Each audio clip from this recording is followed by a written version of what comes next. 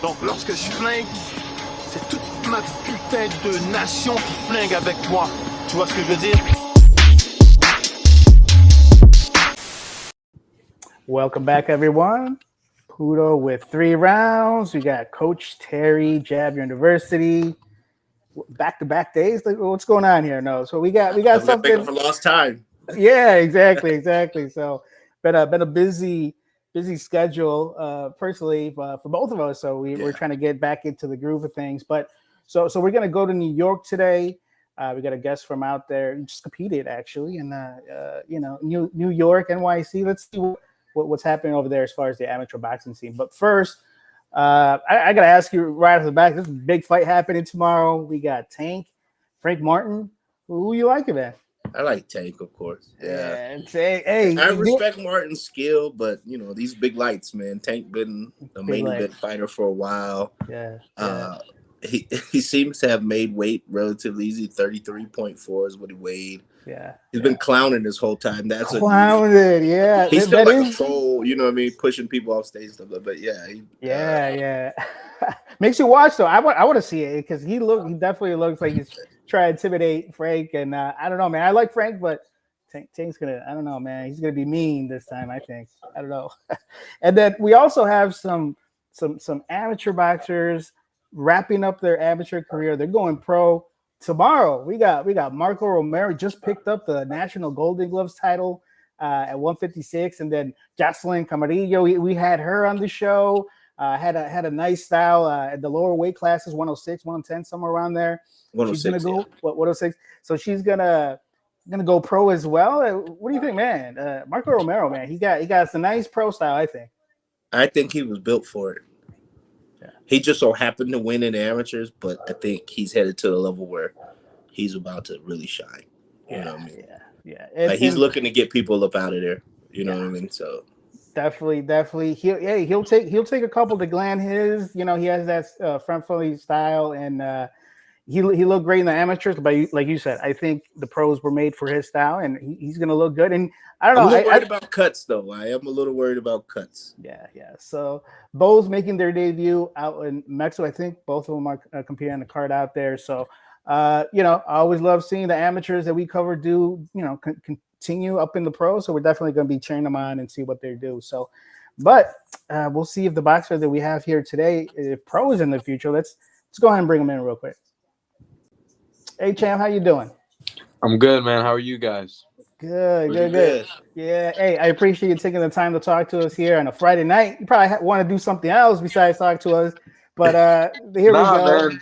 You guys are keeping me from going out doing the bad stuff. So I need hey, glad we can help. There we go. So go ahead and say your name, city and state, and the name of the gym that you train at. Yeah, so my name's Sean O'Brothy. I train out of the New York Athletic Club in New York City. You need any other info or? No, that's good.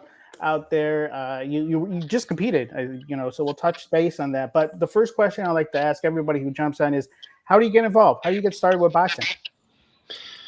Yeah, it's a long story. Nobody in my family boxed, so it wasn't really a family affair, but I was always super competitive. I have a twin brother, so we used to always like wrestle and tussle growing up. And I always wanted something a little more competitive than ball sports. I liked the idea of individual sports, of like, pure contact. Mm-hmm. So one day I think I watched Conor McGregor fight in the UFC, and I just fell in love with combat sports. And I said, I want to try some kind of combat sports. And I kind of found boxing, and I just, fell in love with it and been doing it ever since. All right. To us, outside of the city of New York, I think we would find the New York Athletic Club is a weird place to be a boxer at, because it's you got to walk through the back door if you have on athletic clothes. So you've been, you know what it's like. Come through the front door. We go every year in November, the Arthur McCanty Invitational, because I'm an Air Force. Yeah, and so we always kind of like, it's kind of weird for boxing. How is it being, for one, are you from Manhattan? Yeah, I was born and raised in Manhattan. Yeah, how is it being like just a Manhattan boxer and then boxing out of somewhere that I just find it just a unique place, because it's the only athletic club with a competitive team. Yeah. So it's like you said, it's kind of like a bougie club that's good at like Olympic sports, but mainly other sports. Like they have like rowers, judo guys, fencing, like stuff like that. I was training at other gyms before that. I only started with them in January, but they just started like revamping their boxing program because they wanted to have a successful boxing program because they haven't in the past. So they started to get a bunch of fighters recently, including myself. They started sponsoring Amari Jones, which just qualified for the Olympics. Mm-hmm. Yoselin Perez, who fought with me last night, she was on the U.S. team. She's sponsored by Nyack as well too. So it's kind of a new thing. Like they're really being serious about it now, and they have the funding and all this stuff to be able to do it. So, yeah, it's been interesting. Nice. Yeah, and like you said, you just competed, and you know, being around some of the boxers who have competed internationally for you see that competitive edge. You see how they get ready to compete. How many fights do you have so far? Yeah, I've had 35 now. 35. Okay, so how old were you when you started competing? I started boxing when I was 13, but I only started competing when I was 19, about 3 years ago. Okay, so after COVID. Yeah, just after COVID. Okay, all right, and then so 30 plus bouts, relatively new. You see amateur boxers is not rare to find them with 150 plus bouts. By the time they're at the elite level. But do you have a bout that stands out? Because I know you in New York, you fought at the Garden, like you fought at some pretty places where there's a lot of lights. Is there a bout that stands out to you? Yeah, I'd say the highest level I probably boxed at was when I fought at the Irish Nationals. My dad's Irish, so I went over there to try and make their Olympic team, and I lost in the semifinals to a guy called Gabriel Dawson. He won the European Championships in 2022, so he was like the best middleweight in Europe 2 years ago, and I fought him first time with no headgear because over there they fight with no headgear. So that was a real fight. And literally an Olympic gold medalist was cornering me. I was training at Drimna Boxing Club in Dublin, and Michael Carruth, who won gold at welterweight in 1992, was training me and cornered me for that fight. So that was unbelievable. But yeah, here in the U.S., I fought Ethan Smith in the last chance qualifier. He's probably the best American I've fought. He was on the USA youth team. I fought twice at the Garden. This year and last year. I've been around, I was a 3-time national semifinalist, so I'm hoping to come into this one and actually take the whole championship. So that's the goal. There you go. All right. Hey, so what was, I guess, the biggest difference, other than the headgear being absent, between fighting in the States and fighting abroad? Yeah, what's interesting is the second we started training in Ireland, the coach was like, yeah, you don't move your feet enough. I was like, what do you mean? He's like, you're just there fucking come. He literally said, you're coming in like a typical American, man. Move your feet. I was like, yo, we got feet in the U.S. And he was like, nah, we got feet. And I kind of realized that, like, there is a bit of a difference. Like in the US, we're really good at like upper body movement, like shifting with the head and things like that, which they have less of there.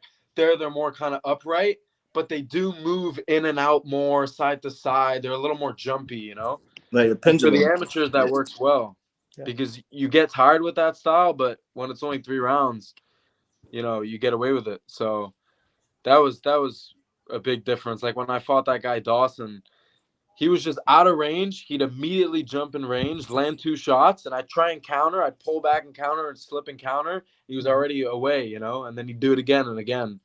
And so it was very difficult to deal with that kind of distance management.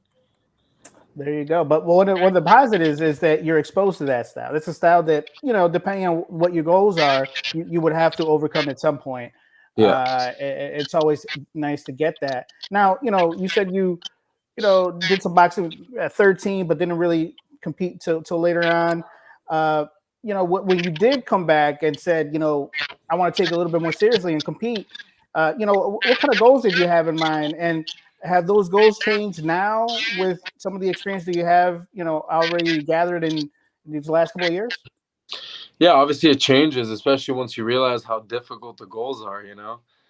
My goal was always to make the U.S. national team for the 2024 Olympics. I just wanted to win gold for the U.S. at the Olympics. I made it all the way to the Olympic trials, as you guys may know. Mhm. So I was close enough, but still, you know, not at that elite level. Like you said, there's guys with, you know, Nathan Lugo, who originally won it before there was the turn back and stuff. He's had over 250 amateur fights. I Yeah, came into those trials with, I think, 25, 26, 27. Mhm. It's just a different level. Like he's been competing since he was probably 8 years old or something, or younger, you Mhm. know, the youngest you could possibly start. Yeah. So, yeah, what was your question? I forgot your question. No, it was pretty much about just the style and everything at the trials um and well, just to piggyback on that, did you, when you went out in Ireland, when was that? Was that in 23? November, yeah, November of last year. How long were you there, like training before you started to compete, or were you just there a couple of days? And No, I was did there you? for a month. Oh, a month. Okay, so did you bring some of that training back with you, knowing that being light on your feet is probably a better style for the amateurs? Yeah, 100%. I think my calves got a lot stronger while I was there. Like just being able to bounce on your cat, like it's such an asset. Sometimes I feel like in the US we kind of have that, you know, pro style of kind of sitting down on your punches. You don't get to be as mobile. Like I said, you can move your upper body when you're kind of knees bent and stuff, but not as much like around the ring, you know. So yeah, I tried to bring that back. I think for the amateurs it works well. So all right. Another thing about just being, I guess, a New Yorker, um, and then most people that box probably dream of fighting here one day, but tell us what it's like to fight at Madison Square Garden. yeah, it was unbelievable. I fought in the theater as opposed to the main arena, Yeah. so Mhm. it's not exactly the same, but still, it's a 5,600 seater. I think there were probably like 4,000 people there.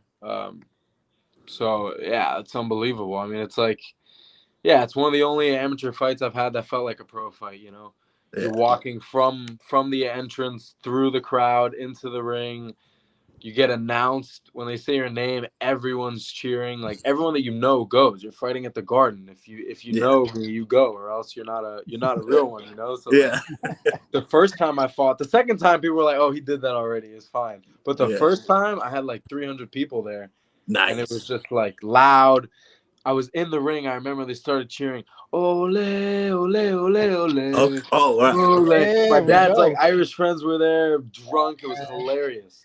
Um, and I won, and it was just. And then we went to a bar after. It was amazing. That's amazing, man. Yeah, that sounds It's like a, just literally like a once in a lifetime. Well, now twice in a lifetime experience. yeah. This year I didn't win. I lost in the final, but just Yeah. yeah, being able to fight at the Garden is like amazing. You're in the locker rooms. I took a shower after the fight at the Garden. I mean, who gets to take a shower in Yeah. the locker room at the Garden? You Most get an definitely. MSG goodie bag with like pens and shit that says Yeah. MSG. I probably lost it all, but still, like Yeah, Yeah. that's it's cool, cool you know. stuff, man. Yeah. Yeah, a lot of, like you said, a lot of people hope to be competing at that stadium just with the history that's involved. Now you got to be a part of that, which is awesome. Now, uh, obviously, as you've kind of gone through the amateurs, your amateur career, you know how much time a sport like this requires from you if you want to be successful, depending on what level you want to get to. So it demands a lot from you. And you went to, I want to say you were at NYU, is that right? Yeah. You go to school. So I mean that university and college level, that's demanding in its own. Tell us how you were balancing that, and you know, especially since these tournaments happen within the semesters and all that. Like, how was how we keeping up with all that stuff? Because like you said, a lot of stuff is demanding at that level of schooling. Yeah, so I was supposed to graduate this year, but since that semester where I went to Ireland, I was first in Colorado for the last trans qualifier, then to Ireland for over a month, and then to Louisiana. So it kind of slowed down my studies. I'm taking an extra semester now. I'm graduating in December, but yeah, I mean, it's the thing about it is like once you're in college, you actually have quite a bit of free time in the sense that like you're not working a 9 to 5 job where you're stuck somewhere. Like I usually have like 10 to 12 hours of class a week, which you need at least 10 to 12 hours of outside work, if not more, like 20, 30 hours. So there's a lot of like studying, you know, it's a good university, but you just got to fit it in. I do my strength and conditioning or running in the morning, and then I do my boxing training in the evening, 6 days a week. And I'm able to fit it all in. You know, you just, if you want to be able to do both, you just do that. And what you're sacrificing is everything else. You know, I don't get to go out with my friends, do other things that I'd like to do, but I want to be the champ. So and I want a college degree. So there you go. What's the major? That's what you got to do. Real estate finance. Okay. Coach, what you got? Oh man. Well, when you start your job, loan me $5. So when you entered boxing competitively, the goal you said was 2024. Yeah, it was. I always shot super high. It was always yeah. So what's the goal now? Yeah, the goal is to make the national team by the end of the year. I just want to make Team USA. I think it'd be beautiful if, like, right when I graduate college, boom, I go straight to Colorado Springs and screw the degree. I get to box for a living for the rest of my life, you know? Whereas if I don't make the national team, then it's like, are you at that level where you could have a professional career where you can make those millions and you could be at that level on ESPN, on DAZN, like, you know, Top Rank, Matchroom, whatever. You kind of got to make that decision. I'm lucky enough, fortunate enough that I have a degree. I can do other things and make some decent money. You know, working like a corporate job or something. I don't need to fight. I do it because it's my passion. I love it. Like, I wake up in the morning. I want to be a better boxer than I was yesterday. So hopefully by the end of the year, I'll be able to transition full time into boxing. That'd be great. All right. I think we lost Coach Terry, but we'll wait for him to jump back on real quick. This is three rounds live, number 193. We're talking to Sean. You gotta help me with the last name. How do you say it? No one can get it. If you say O'Brady, that's fine, but it's O'Brady. O'Brady. Okay, there we go. Out in New York. You're at the New York Athletic Club, which just mentioned. So if you missed it, you get to hear a little bit of the history behind that one. So I think we got Coach back. Let me see. Oh, there we go. Spam likely needs to lose my number. Spam likely. There you go. Yeah. So basically, take us through typical, day in the life of Sean. What's the training regimen like? What are you doing to get ready to compete? Yeah, so right now I'm doing an internship. So I'm basically working a 9 to 5, and then I go straight from I run in the morning. I probably wake up at 7:30. I run immediately, get back at 8, shower, change, and I'm in the office before 9 till about 5:30 maybe. And then I'm actually taking a summer class right now to catch up. So I literally have a 5:30 to 6:30 class, and then I have training from 7 to 9. So I'm busy all day from 9 a.m. to 9 p.m. I'm busy. I can't see friends. I can't do any. I mean, I'm not complaining. It's the life I want. What keeps you going? What keeps you coming back and making all those sacrifices? Because it seems like you got a busy schedule, and then you got boxing there at the end. Sometimes it's difficult. Like, I'm like filling in numbers and spreadsheets all day. It's kind of exhausting mentally, and then you gotta get punched in the face and do all that. But I don't know. I love it. Like, I just want to be the best, and that drives me. So I want to make the U.S. national team. That's my goal right now. So go. So there's so many boxers from New York, right? Most of the ones we know are probably from Brooklyn, but like there's just so many boxers from New York. And when I was there, we go every year. Like to me, it feels like the only place to run is Central Park. Like, what's it mean to be a boxer from New York? One, and like, where are you running? Yeah, to answer the second question, because it's a little shorter. The first one's a little more philosophical. I just run by the Hudson River. I just go down the Hudson River. You can run up and down. Central Park's great too, but I don't live as close to Central Park. So yeah, you can't really, either you run on a treadmill in a gym, or you go like by either of the rivers, like by the side of Manhattan, if you live in Manhattan. Okay. Or like you said, Central Park. But yeah, what's it like to be a boxer from New York? I mean, the thing about New York is when you look at the history of boxing, I mean, you're looking at Mike Tyson, Mark Breland, Riddick Bowe. I mean, the list goes on.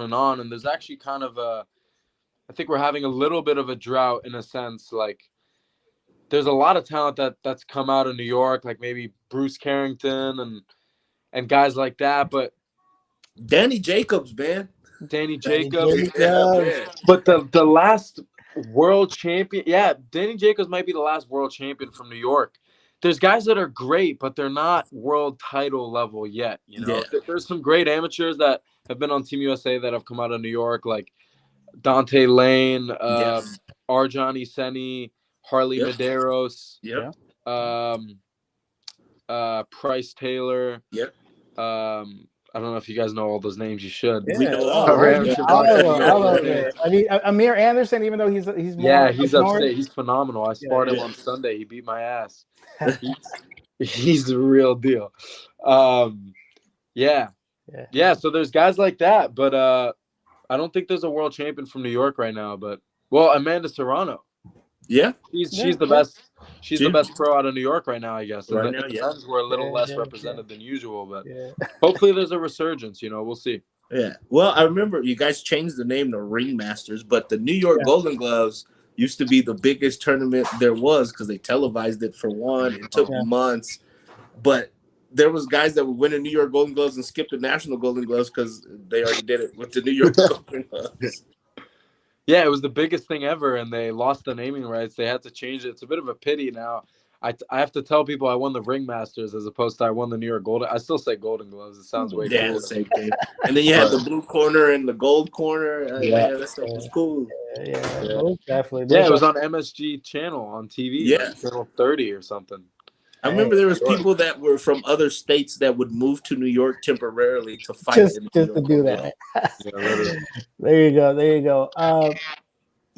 So, you know, it's one of the things that I noticed, your coach is Angel Rivera. Is that right? It was Angel. Okay. I had a bit of a falling out with Angel, and I knew I needed to switch things up, and that's why I was kind of in contact with Elise, who runs the Nyack boxing. So now my coach is Richard Stevenson. But I was with Angel for a long time. We're still on good terms, but you know, I needed a change. We had a long discussion and things like that. But he started me out. Okay, and you know, everybody has history, so you know that's just part of your boxing history. But you said in the beginning that you know, you don't come necessarily, you know, from a boxing family. You know, we have a lot of boxers here who the dad's the coach or anything like that. So that's the difference for you. So how do your parents take it that you know do boxing and go in there? You know, nobody wants to see their kid get punched in the face, but you know you do that. How are your parents taking it, especially when you have to take time off from school, delay some of those educational goals? You know, how are they when it comes to that type of stuff? Yeah, well, interestingly, none of my family boxes, but actually my granduncle, so my grandfather's brother, was the head of the IRA, the Irish Republican Army, in the 70s. And so I guess, you know, no one in my family boxed, but we were freedom fighters for generations. Like my great-grandfather got shot like 7 times and served like all this crazy stuff. When my dad, this is on Wikipedia too, when my dad was 11 years old, a book with a bomb in it was sent to his family's house, and if they opened it, it would have blown the whole house down. And his uncle was there, the head of the IRA. That's why I think they sent it to my dad's house. Was there, and he knew it was a bomb, so they detonated it like in the like they brought it to a facility or whatever. Like that's the type of shit my dad grew up with, like bombs going to his house. You know, I grew up in Manhattan chilling. So I guess something ancestral is there. You know, Ireland had to fight for their freedom for generations, obviously. But yeah, I mean, how my parents, my thing is my mom was an actress, so she kind of sees the like trying to pursue the dream thing. Like she when she was my age, she was like after school she'd go all the way to, she's from Belgium, so she'd go all the way from her small town to Brussels to go to acting school because she wanted, and that's why she moved to New York to try and become an actress and stuff. So she's very supportive in that sense. My dad's a little more pragmatic and realistic, and he wants me to kind of stick to the degree and don't get hit in the head. It's not healthy. Just get a good job, relax. You know, you don't need to do all this crazy stuff. But at the same time, when I win something, he flexes it to his friend. And he's like, "Yeah, my son won this, won that." So, Yeah, yeah, it's interesting. It's interesting. definitely. And how does your twin feel that you pursued, you know what I mean, like combat sports? Yeah, I ask him that sometimes. Like, bro, stop asking me those questions, man. Like, yeah, he's not. Well, he follows combat sports, more MMA than boxing, but he's not the type to get in the ring. We're kind of opposites like that. He plays a lot of sports. He's very athletic, but he would never want to get hit in the face. So he comes to my fights. He supports. I think he thinks it's cool. But he tries to get some of his friends to come to my fights. Yeah. So that's cool. Yeah. It's Nice. always nice to have the support, around, especially some of these bouts. And every boxer kind of approaches fight night a little different. Especially be it at a smoker or just a single event, or, locally or at a tournament. Say you're getting a hands wrap, you're at a national tournament. Everybody around you wants to win. Like, how are you getting ready? How are you mentally getting prepared to go through those ropes and get ready to get the W? Yeah, when I was starting out, I had kind of all these like rituals and superstitions, and then I kind of realized like just get in the ring and fight. Like once you've had 35 fights, you don't do all that shit anymore. But obviously, you need to be in a serious state of mind. I mean, what you're doing is difficult. It's risky. Yeah, I just get focused. When I'm in the ring, I'm always staring down my opponent. Not necessarily to intimidate them, just to show them how serious I am. Salute the judges around the ring, and yeah, when I'm getting ready, when I'm getting my hands wrapped, it feels like a pre-war ceremony kind of. I kind of get into that mental state. But yeah, I think the more you compete, the less you kind of put pressure on yourself, and you make it less difficult for yourself. You kind of just flow, get in there, and do what you have to do. So. What were some of those rituals you kind of let go? I would like meditate. I would just like literally like sit crisscross and just go like this and just like try and blank out, or I'd listen to the same songs, like these like Irish war songs and shit like that, which were dope. They hyped me up. Yeah. Like one of them that McGregor walks out to, the Foggy Dew and stuff like that, but I don't do it as much anymore. Okay. Hey, you gotta get into that state of mind. Maybe I should bring that back. Maybe. Yeah. What you got, Coach? So, do you ever, I guess, plan on taking the shirt off and being a professional? You've already boxed with no headgear. Yeah. I think just being an Irish dude that boxes, if you run into the right marketing person, you can make some good change out of it. You know what I mean? 100%. Like, have you really given it any thought of being a professional? Yeah, well, growing up, it was always my dream. I think once I started competing, I was a little more like, oh, yeah, this is a difficult thing to do, a difficult life. I want to, but I would only do it, like I said, if it was with the right promotion, with the right setup, with the right deal, making a certain amount of money and things like that. If I'm making $5,000 a fight, getting 4 fights a year, and I'm scrambling to, I live in New York City. Like the rent here is outrageous. So if I want to kind of maintain like the life that I have now and kind of keep up the flow of trying to make more and more money, like it'll be difficult if I start out with a small promotion or whatever. So my aim is to try and make the national team so I can, get the eyes of those big promotions. I'm already in some talks with some people in the industry that are, pretty well connected. And I think they like the fact that I'm Irish in New York. The Irish Americans here go crazy. I mean, it's not like being French or German or Spanish. Yeah. You're in New York and you're Irish, you get people in seats. Like they come out to see their people. It's like the Puerto Ricans. So in that sense, if I get to that, definitely I want to do it. I don't think my parents want me to, but I get to do whatever I want because I'm an adult. I think you've already made more of a resume than that kid from Notre Dame. They had a few years ago, fought at light heavyweight from Chicago. What's his name? He was in the Subway commercial. Yeah. You already got more of a boxing resume than he does. I don't see why not. Yeah. I don't know who you're talking about. Man, you know what? I think his last name was with a Z. I don't know. Irish American kid. Yeah. He used to play for Notre Dame. He was a football player, He fought and the Bengal Belts in Notre Dame. Yeah. Mike. His name is Mike. I think. Mike something. Probably. Yeah, he was he got like a Subway national. Yeah, no, man, throwing it back. Yeah, I do remember he that. signed with Top Rank. Yeah. And, wow! He was bringing the crowds in. He won like the Chicago Golden Gloves. I was like, well, the New York Golden Gloves bigger than Chicago Golden Gloves. So you already done that. Yeah. So there's definitely a market for that. Definitely, and it is a business. So there's definitely no fault in trying to put yourself in the best situation, especially if you're the one in there getting hit. You know what I mean? Like you gotta make sure that everything's aligned, make sure that it's worth going over there. But and especially in amateur boxing, you're not going to win them all, right? It's just part of the process. But when you're getting ready for a tournament, month and a half, where that you put your time into it in training camp, and you go through it, and then you don't get that outcome that you're looking for at the end of the tournament. Like, what are those conversations with your dad, with coach, with yourself, just to make sure that you still get some of those right lessons to be ready for the next tournament. How do you deal with some of those setbacks? Yeah, it's difficult. It depends. Sometimes it's your fault. Sometimes it's not your fault.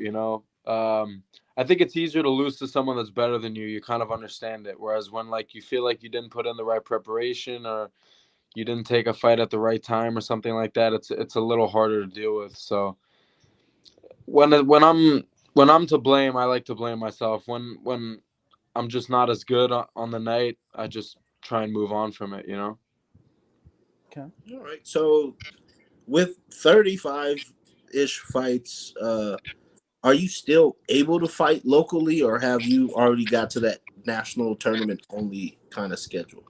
Yeah, we're kind of having that talk with my coach now, because there's 3 major tournaments in New York, and I've won 2 of them already. I won the Ringmasters and the New York Boxing Tournament. The only one I haven't won yet is the Metropolitan Championships, the Metros. So the Metros are in the fall. So the New York Boxing Tournament's next month, but I think I'm going to skip it because I'm doing this national thing, and I won it last year. I don't really need to do everything now. Like you said, we got to pick and choose a little better, and also have time to kind of work on skills. If you're always competing, you're doing the same thing. You're not working on new things to actually get better in the gym. So I think in July and August, I'll kind of work on my game in the gym, stay in the gym, no dozing off, doing other stuff, staying focused so that, we can get to where we want to be in December. But, so as for local, I just want to win the Metros. That's the only one I haven't won yet. Once I won that, I could just do nationals. But so I'm going to Kansas, in a week and a half? Yeah. Mm-hmm. Less than that. I leave, I guess, in 8 days. And then Metros, and then the nationals at the end of the year. I don't know where it's going to be yet, but it's in Richmond, Virginia. Virginia. Yep. Oh, wow. That's the first time I hear that. Yeah. I didn't know that. Awesome. I've never fought in Virginia before. It's going to be like my 6th state that I fight in. Hey, that's another thing with especially being an amateur boxer. You gotta be a road warrior. You gotta be traveling to these tournaments. I like it. I love it. Yeah. Hey, so with the Metros, would that be like the New York Triple Crown? That's what they should call it. They should probably call it. If you knock out at least 1 out 3, it'd be like the New York Triple Crown. It's got to be like some kind of reward for doing it. There's got to be something. Right? Yeah, get some kind of belt for that or something. It sounds dope right there, man. And they should have a list of the Triple Crown winners. Yeah. I'm gonna start that before I win the Metros. I'm starting that. There we go. Tell them, we got to start that. You heard it here first, right? There we go. Yeah. There we go. I'm gonna credit you. Hey, I'll take it. So this is a sport that like I said, it demands. It's not like the typical sport. It's not a school sport, right? You kind of have to search for this. You got to look for it. So there's a little bit something there happening, because if you're already pursuing and doing that, like with all the discipline and everything that comes into the sport, how has the sport changed you? What have you kind of grown up? How have you grown up in boxing? Yeah, discipline, man. It's just another universe of discipline. Like, I have friends that have jobs that they work really hard jobs and banking or whatever. It's like, yeah, okay, but like they're working long hours and they're doing, but it's not hard work. When you're boxing, you have to wake up in the morning, run, you have to spar, you have to get hit, you have to do push-ups, sit-up. You got to do all hard things all the time. And when you get used to doing hard things, things become easy. Like I'll have exams now and my friends are like freaking out. I'm like, dude, it's a freaking exam. It doesn't stress me out anymore. Nothing stresses me out anymore when I'm used to fighting the best guys in the country, fighting at a high level. So it changes kind of your perspective on difficulty, on challenges and things like that. Okay, so at the middleweight division, some of the guys have dropped weights. Some of the guys have cleared out. Do you have an idea who's still? Because we haven't covered the middleweight elite division yet. We do that next Thursday on this platform. But have you assessed the landscape of who's going to be there? Have you fought any or most of them? And you got a kind of a game plan for most of them? Yeah, so I moved up from middleweight to light heavyweight. I'm at 176 now. The top guy right now, because there was talent at the trials. Yeah, Amir Obed, Nathan, Nathan, Ethan Smith, Steve Colomb,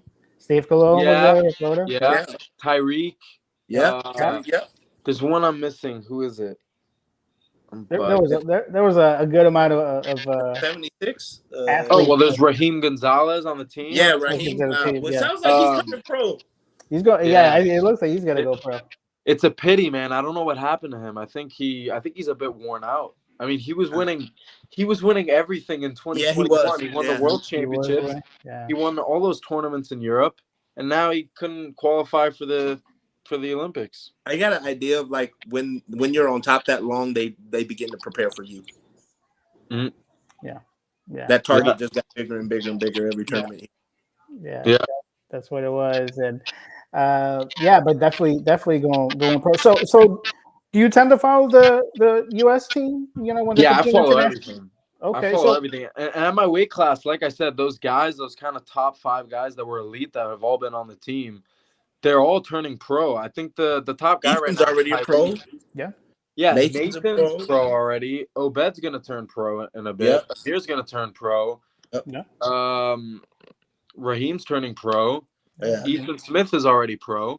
Yeah. So the top guy right now is Tyreek. I'm 1-1 against Tyreek. I beat him in the New York boxing tournament last year. He came from Jersey to try and take over the crown. I had to defend New York real quick. Yeah. But he won the last 2 national tournaments, and last time we fought, I beat him. So okay.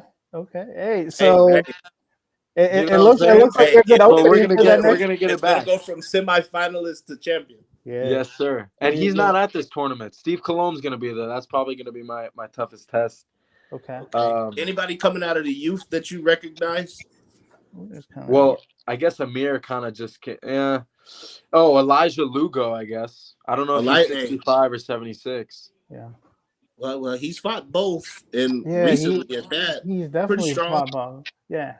Yeah, we don't want to fight a Lugo. Those guys are tough, man. I don't know. Yeah. I don't know what they feed those kids, man, but they hit hard and they never stop coming. Man, that's going to be exciting. Yeah. But isn't he? Wait. No, I thought he was still going to be youth because he's on the youth team. I don't know. He's like 17, maybe. Yeah, he's on the youth team still because they got youth worlds coming. Oh, right, they got the worlds coming up. Yeah. So I think after next year he'll. Yeah, but he would probably be the one guy coming out of youth, right? Yeah, he's the one guy I've had my eye on. I'm like, if he comes. Yeah, the other was Ethan. Yeah, the other was Ethan last year. Yeah. Yeah, well, Ethan's pro now, so I don't have to worry about him. He already slapped me up, so I don't gotta worry. No, it wasn't a close fight, but it was a good fight. Yeah, because Ethan was fresh because the last chance was his first elite tournament. Yeah, and he did great. Yeah. He got Obed and him were in the finals, I believe. Yeah. Great fight. What a fight. Did you guys watch that? Yeah. I was sitting right there. I was sitting right by the ring. Yeah, and then I was like, that's another. He let that right hand go in the third round. I was like, oh yeah. Now when you first, you just started. You said a couple years ago when you first went to the nationals. saw the 4 rings set up, like that, the whole different It's a big level of ring. It's a talent. big ring over there. I like it. It sounds like you probably took a seat and just kind of saw a lot of boxers. Are there boxers that you tend to look at? Maybe not even in your bracket, but just boxers in general that are doing big things. Any boxers that you try to sit down and catch when you're at these nationals? Yeah. Well, I fought on the same card as Dedrick last night. He's unbelievable. Yeah. You guys were just talking about Marco Romero who's turning pro. Yeah. He beat my friend in his last amateur fight. Melvin Martinez out of New York. Melvin Martinez. Yeah. You guys got to watch out for him. He's coming. Yeah. We're trying to see if we can talk to him out here too. Yeah, he's real good. Yeah, he is good, and he's coming. Who else? Yeah, I mean that 139 was stacked at the trials too. Between Cedric, the guy he beat in the final, I keep forgetting his name. Rashawn Lee. Rashawn's already pro. Yep. Yeah. Troy Nash. Troy Johnny Nash is Montour. that kid was unbelievable. He's 18 years old. Yeah. He's gonna be. I was DMing him yesterday. I'm like, yo, you're gonna be a world champion, man. Yeah, man. I see the guy like every other day. Talk about serious. Yeah. When he walks in the gym, he's serious. Like business. It's business, man. That kid's a phenom. Like fight day serious. Yeah. He's serious. Like, yeah, there you go. That's what I like to hear, man. Hey, because you know that they're grinding. They know it's their time, and they're not going to be denied. So love hearing that. So you've seen these boxers, you've seen some of this talent, you've seen boxers that are consistently at the top or at the end of the brackets. What do you think when it comes into your style and what you need to add to your arsenal? What's it going to take to separate you from the competition? Make it easy for these judges to say, yeah, he won it. Yeah, that's a difficult question to answer. But what I will say is I think just in general, what my coach has brought up recently, and I think it's so true, is that when you look at the amount of punches thrown in like an Olympic bout, for example, like that's coming up, the amount of punches thrown and landed are far higher than if you go to local shows. Like just every 3 to 5 seconds, there's combinations being thrown. Yep. So I think just the work rate, like being able to keep up a high work rate for a longer period of time is super important. Obviously, that just comes from physicality, like, being in great condition. But for skill, I mean, I'm great at countering. I'm good at moving my feet, but I need to get even better at it. Like Michael Carruth out of Grimna told me. There you go. Just a ton of stuff I got to work on. Probably my feet's the main thing. Like I've always felt like I had good footwork, but to be at that top level, like Raheem has great footwork. It's a pity he doesn't use it as much anymore. It seems so. He gets into a lot of brawls recently. I think feet is what really separates like the levels. Yeah. Being able to bounce in and out, being able to all that stuff. Switching sides, switching stance, strong legs, all that. Yeah. Hey, it seems like you do a great job of really breaking it down.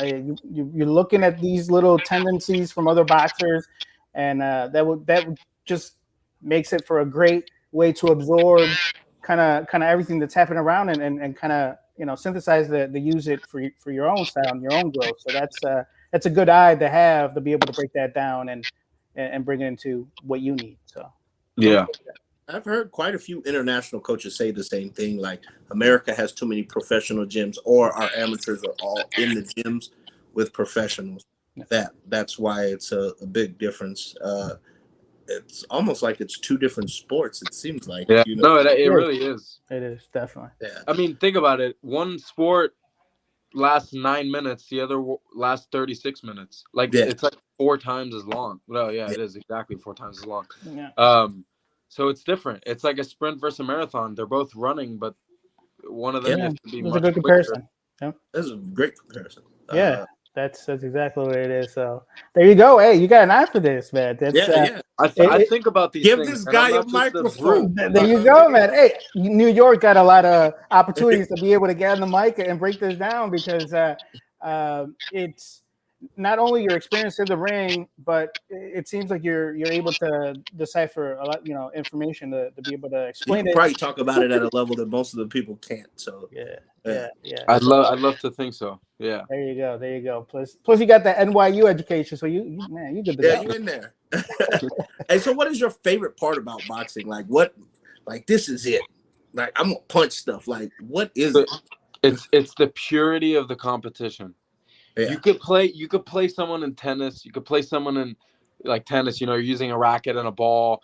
You could play someone in chess where you're using your brain to try and beat someone. But there's something about when it's just you and your fists. I mean, obviously we have padding, but something about using your brain and your body to beat someone else. Like you're using your brain to beat someone else with your body, and just the purity of that competition to me is there's no more pure way of beating someone than physically with your fist. And I've always been obsessed with that idea and being the best at it. So yeah, I'm gonna keep striving. Like I say, I like the way you break it down, man. I'm gonna probably have you back on more often. You break some of these tournaments down. I'm getting ready for the pro interviews, man. Yeah. You can tell you've been practicing. Hey, most definitely. So as we start kind of getting to the end of the interview, again, appreciate you taking the time to talk to us for a little bit. 3 Rounds Live, number 193. We're talking to Sean O'Brady. There we go. Out of New York. Competes at the 176-pound, 80-kilo weight division. Getting ready for the Summer Festival, just about week away. It's starting out it's going to be in Wichita, Kansas. 2 years ago. As O'Brady sometimes, don't they? Yeah, that's fine. All right. Yeah. I'm not gonna tell it. Like nobody knows how to say it unless you're in Ireland. So whatever. I'm not gonna correct anyone. So I think we touched it out, but how you feeling for the Summer Festival? And how frequently are we going to see you competing? I know you do. Do you have anything lined up locally? Like how busy are you going to be this year? Yeah. So like I said, locally, the Metros, and then I'd like to fight for the SBC belt, which is like a belt that we have in New York. It's kind of a pro style belt. If you win it, you keep it, and then you defend it. I haven't won it yet. It's one of the only things in New York I haven't won yet. So I want to fight for that. We'll see that they're fighting for it tomorrow night, actually. Adrian Fermetta, who beat me already, and another guy, Calderon de Leon, something like that. Fermetta's the champ, so I think he's going to defend it quite easily. And we'll see if he wants to fight me again for the SBC belt. If not, it'll be vacant. I'll fight someone else for it. We'll see. But so probably that, the Metros locally, and then at the national level, Summer Festival in Wichita, and then I guess Richmond, Virginia. Finally, some East Coast national tournaments. Yeah. Every time we're going, that's good for you, but it's terrible for me. I'm in Colorado, dude. I gotta go far as I don't know what. Yeah. For you, everything's close. Lubbock, Wichita, that's all close. Hey, both of them are only 7 hours away from me. Man, see it's crazy how a 7-hour drive is close in the U.S. Like. That is insane, right? It is insane that's close. There you go. That is insane. I need to hear more about this SBC belt. I'm so interested in it, and it should be everywhere. Yeah. Oh yeah. No, it's very interesting. You guys should check it out after. The promotion's called Strong Island Fights. A guy called Christian Vasquez started it probably about a year and a half ago. He's a former New York Golden Gloves champion. I don't think he fought pro, but he may have. Good guy, 125-pounder, small guy. But he's been having these shows mainly in Long Island, Stereo Garden, but also there was one at the Melrose Ballroom in Queens. He has hundreds of people packed out at his shows. There's walkout with music. There's fight posters. There's a beautiful blue belt. You get a T-shirt and a hat that says SBC champ when you win the belt. I mean, it's literally the best amateur boxing promotion in the country, if not the world, in my opinion, for local stuff. Like, there's nothing like it. It's like pro. And we do interviews. There's face-offs. There's like Instagram live face-offs with your opponent. All of the above. It's like a pro style thing in the amateurs. It's amazing. That's why I need to get that belt. Oh man, that sounds great. Yeah. I don't know why everybody else hasn't done it. Oh, you know what you guys could do? You guys could get Christian, the promoter, on this show to discuss it. I would love to. I would love to. Bring his name down right here. Christian Vasquez. I'll put you guys in contact. He's a close. Yeah, for sure. All right, so this is my kind of go-to question. You have a magic wand and you can fix anything about boxing, whether it's pro, amateur, Nah, fan, bad coach. judging. What he Either- finished, That's but I not love even it. a question. You're preaching to the choir. Poor judging. At some point it's going to be AI judging, and like if that works, which it should, because if it's good AI, it should work. But I mean, it's difficult because it's not just about the amount of punches you land; it's how much force you're putting into it and all that. But if there's some kind of analysis that could be done by a computer where the winner is officially decided objectively, as opposed to judges subjectively that are kind of on their phone, like I don't know about the judges in different parts of the country, but in New York, a lot of they're messing about. They're gonna get, but as a whole, it's not a great. There's a lot of personal bias, and yeah. So Yeah, I love it because we need them, but at the same time, it's a lot. There's personal bias involved somewhere. A human can be biased. Period. Yeah, I feel like in 40 years, we might literally think back and be like, what the hell? We let humans decide like who would win, like an object. Like, I think we're going to get to that point. I think it's going to be AI and it's going to make sense. You can't argue about it. If you get hit low blow, it's an official low blow. There'll be a line on the thing and there'll be a sensor. If you get hit with a low blow, boom, warning. You get hit with another one, point deduction. Another one, everything will be actually organized objectively. That's where things should go. That's what I would fix with my magic wand, 100%. Oh, hey, there we go. We definitely have the complaint about the judging, but the first time I heard AI judging over here, I'm getting convinced over here. Like we gotta have something like that, but it's definitely at the moment, not good. It's a staying a little bit on some of the stuff because you know how much work it takes to be to the level to reach, go through the bracket and do all that stuff, and to get kind of the decision not shaking out. There's a lot of work that goes behind those decisions do have an impact. And it's hopefully we get it right. We'll see. Hopefully it's AI. Who knows? We'll see. We'll see what happens. But you were out at the International Boxing Hall of Fame, celebration that happened, the inductees and all that, and you did some sparring. You said with Amir Anderson. Just tell us about just being around some of the greats, doing some sparring in front. Like, what was the hell was experience like?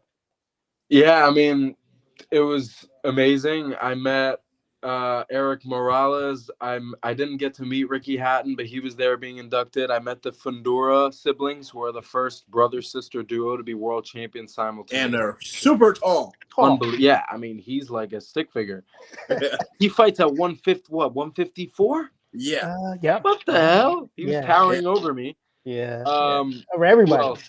Yeah, I met the president of the WBC, Mauricio Suleiman. Mm-hmm. I told him that I got 2 of his WBC medals from the Ringmasters at the Garden. I said he was going to give me a WBC world title belt around my waist at some point in the future. I said, I'll introduce myself now so I don't have to later. Yeah, just to touch on the AI thing we were talking about.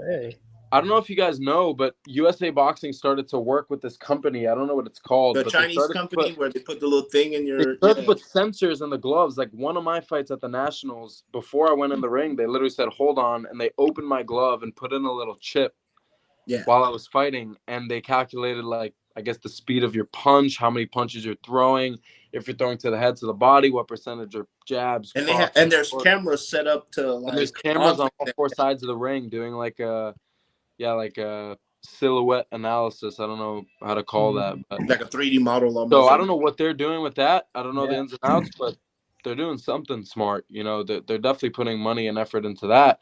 Like you were talking about dreams getting crushed. I mean, apparently Raheem got robbed in that fight at the last qualifiers. I didn't get to watch fought the guy from Thailand. That was that third round went to Thailand when I think the overwhelming majority of the people who see it thought it should have gone the other way. And being a close bout, just got the wrong side. But if we had some sort of AI or some sort of sensor system or whatever, I think the outcome would have been different because they tried to fix that because before the AIBA World Boxing breakup, AIBA had put what they call a referee evaluator and a third party observer in there. So if there was like an obvious like say a 3-2 split, the observer be like, yo, I disagree. And I don't know what the results were because we never got any of those. And then if the referee evaluators, if the referee did anything to affect the outcome of the bout that they felt wasn't warranted, they would flip the decision. So, Right. yeah, I thought that was kind of going to play out. Yeah, Yeah, we need more of that. Yeah, but then World Boxing and AIBA said, screw you and screw you, and they went this way. So we never saw anything after, you know what I mean? So it's boxing, man. It's been crazy for the longest. It's been the oldest sport, and there's still so much controversy. There's just a lot of craziness that goes with boxing. No other sport, but I don't know. We might have a boxing league. Rumors have it there's something happening with that. I don't know. The Saudi Turk Al Sheikh or whatever. Yeah. There's a lot of that stuff. So, final question here before we get your shout outs and all that stuff. How far do you plan to take boxing? You said you had maybe some goals or some milestones you want to hit. Like, how at the end of the day, when do you think you're going to start making those decisions and say, you know what, okay, I'm going to jump pro or I'm going to stick with the amateurs? How far are you trying to take the sport? Yeah, so I think my goal right now, I think it's stepping stones. I think the first one is to just win the nationals at the end of the year and make the national team. And then I think if I'm at that level and I'm on the team, I'd be on the team for a few years, consider 2028, other competitions for the U.S. But I think if I'm at that level, I think boxing as a career makes sense, obviously, because I'd immediately be a prospect coming into the pros. If I'm not able to get to that, it might not be worth it. So obviously my goal is to be a professional boxing world champion. Like, that's what I want. I could sit at my job all day doing all this stuff. It's not what I love. It's not my passion. It's not my dream. My dream is to be a world champion. So, yeah, we're going to have to see. I'm going to have to prove it to myself. I have to get to that level so I can prove myself that, you're a professional level boxer. Yeah. And once I get to that, then I'll be able to pursue my dreams. But I owe it to myself to get to that, There you go. And like you said, you've been in the sport. You have the benefit of being in the sport as a competitor. I don't know. I see if you wanted to still do something within the sport of boxing down the line, even if it's not competing necessarily. So yeah, we'll let time kind of take its course. Go ahead and give out those thank yous and shout outs to everybody that has helped you get to where you're at so far. I want to thank my parents, my mom, my dad, for being supportive, for funding, for emotional support, physical support, food, whatever, everything. Obviously, my brother for being my right-hand man, the guy by my side. My coach, Richard Stevenson, my former coach, Angel, who, helped me out for years. Just everyone who's around me, my friends from college, my friends from high school, all the people that kind of support me, come to my fights, push me when they feel like I'm not doing enough or that, try and guide me in the right direction. I like to be surrounded by people that also want to achieve big things so that I'm not dragged down. All those people. Awesome. And it's always nice to have that support. And you compete a lot locally. New York has that advantage, and I'm sure it's always they're all out there supporting you, trying to do great things. So go ahead and let us know, let people know where they can follow you, follow your boxing journey online, Instagram. Where can they follow you? Yeah, follow me on Instagram. That's what I use the most. SEANOBRDBXG. I also have a TikTok account, which I kind of just started. I don't have a lot of posts or a lot of followers, but I'm going to try and bump that up. You got to do the dances. Yeah. I'm not that kind of guy, man. I'm not that kind of guy. There you go. But I've been taking some videos. Like, I purposefully took behind the scenes videos at the Garden. I might do like a day in the life of an amateur fighting at the Garden. Yeah. I took videos behind the scenes of the Hall of Fame stuff. I'm gonna do like a video about the Hall of Fame, sparring Amir, all that. So I'm gonna start to post a little more on TikTok, and Instagram. I've always been very active on Instagram, so follow me on there. There you go. Yeah, there's clips, there's all types of things out there just to kind of see what you're doing, what you're up to. You're going to be competing in about a week or so. So, probably some of that stuff is happening. So, especially when it's in the pro more specifically, but people got to know who you are, right? People got to know who's behind that headgear and who's competing. And let them know because when you win, you want to make sure they recognize you. You know what I mean? And they'll all say they knew you. Yeah, exactly. I knew exactly. I knew Sean before he hit it big. So, well, that's how we got. For everybody that tuned in and maybe didn't catch the whole show, we're gonna go ahead and repost it. Guys can watch. See what Sean's all about and what his goals are. What are those things that he's done so far in this sport? With only 30 bouts, you've done a lot of things. You know, I mean, Joe, you fought in the U.S. and abroad. You picked up regional titles. Like you've done it. And 2 legs of the Triple Crown of New York. Yeah, there you go. Sparred in front of some legends. Just not.